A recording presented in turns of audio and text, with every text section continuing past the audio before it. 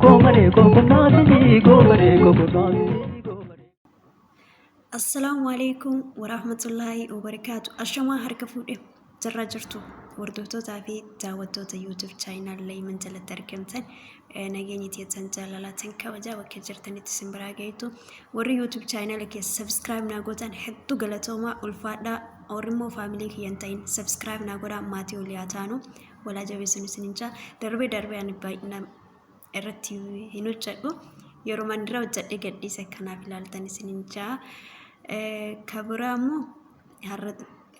gaafii fi deebii qaba hiriyaa ta'e takka waan gaafadhu qaba maal akkasiin naan jettu walumaan dhageeffannaa turtii gaarii gama viidiyootti isin dabarsa. Ashama harka fuunee kabajamtootaa fi hordoftoota Layman Tube jara jirtu Oromootu yaadne gahaa. Assalamu alaikum warahmatullahi wabarakatuh.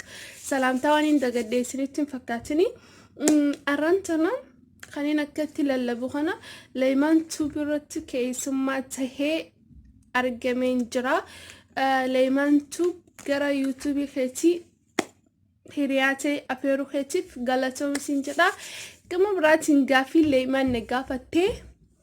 نقرا أنا في جاكيت أفضل غافي ليمان نغافتي باي أولفاتي نسلب أمتي غافي دوتو كنا متولفات you know kanafi gafi kana de episode af nawajin turti gari isininja gamanuman Layman Tube like subscribe share godafi hawal guddisnu isininja da hamile iriyati yetana jabesnu takafan gafi Layman maljatti sinfakata baytu Layman ati eysatti dalatte iddon dalawta ke eysa amma ho eysa jiratta jabte isin guys rekhiyani beyti chiti khiyani beyti jirayn khiyani beyti garu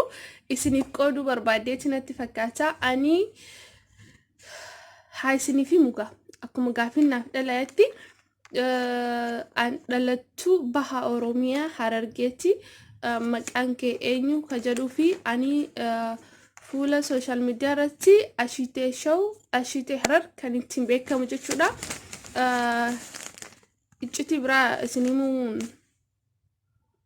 okay hagannetu walbarnoot ni gaariidha gaafii lammaffaan gaafii takka in gaafatamanii fi gaafii akkasuma mootu na gaafatanillee jedhee hin eegini umriin ta'e meeqa jetti Layman umriin tiyya meeqan jedha yaa rabbi gaafan biyya ba'u Layman akkasuma hordoftoota Layman ani waggaa 10 ture kaniin biyya namaa keessa jiraadhe waggaa 6 walii gala waggaa 16 eegan lafa addunyaa kanarratti argameen waggaa 16 na amanaa dhugaa kiyya gaafiin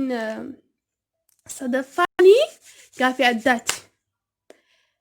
tokkotu irraa ulfaata sadaffaan gaafii lama keessaa qaba uffata rakam jaalatta khajadu uffata ani gaafin sadaffaan uffata kam jaalatta akkasuma mootu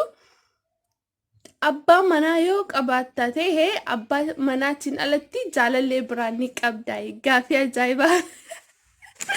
gaafii ana malee namni waan gaafatame soo gaafee kana ani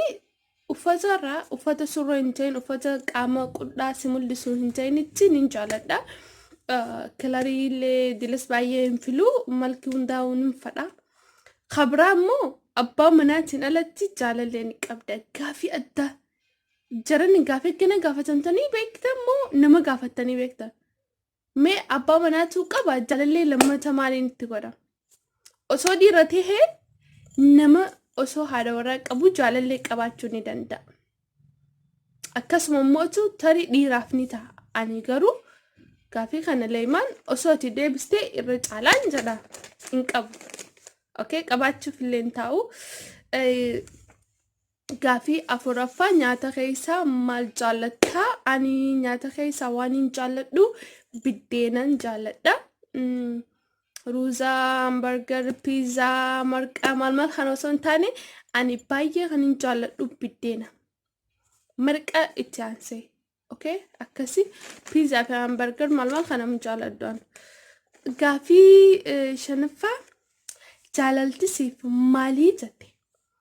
jaalaltiin hiikaa mataa isaa qaba namoota hundumaafuu namni lafa kanarra jiraate uumaa rabbiin uumetuun hundi beeyladaan afaan beeyne wanni hundinuu jireenyi isaa jaalala irratti hundaa bineensillee yoo wal jaallate soorata wajjin argata yoo wal jaallate gaara keessa waliin imala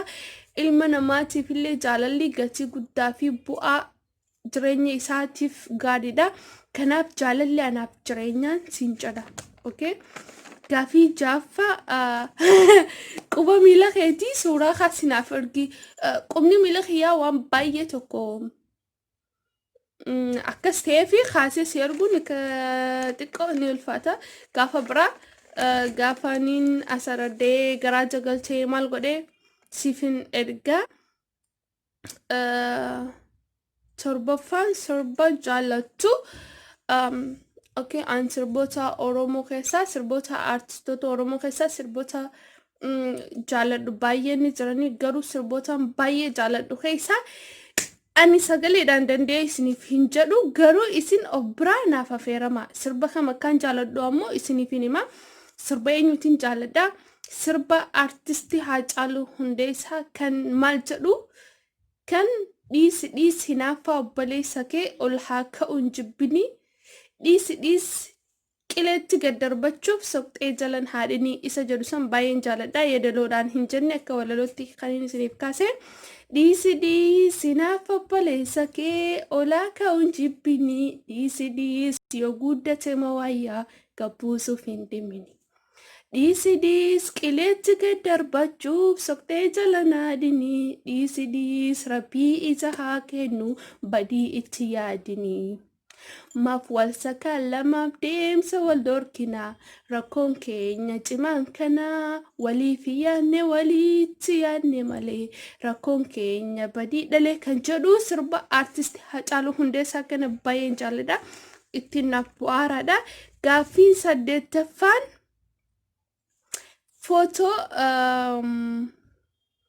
footoo nama an jaalladhuu fi gaaffiin 9ffaa fi 8ffaan wal fakkaataa piicharii kiyya footoo kiyya yoo ta'e leemaan sibira guutuudha si afeereetiin jira kanuma sibira jiru sanii kan naman jaalladhu immoo itti darbuuf yookaan immoo tuna jala hachuudhaaf yaalta tahaa kanaafuu sansiif hin argu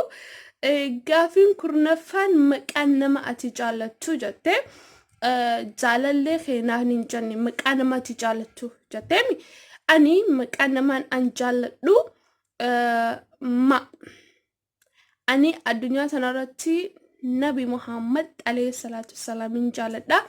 yoommoo nama jaalallee keenaan jettee maqaan isaa I yookaan immoo E yookaan immoo bakka jechuun maaliif tilmaamachuu barbaadde siifin himu gaaffiin ani leemaan tub naaf dhaleessite kana fakkaataa akka ittiin bohaartan abdiin qabaa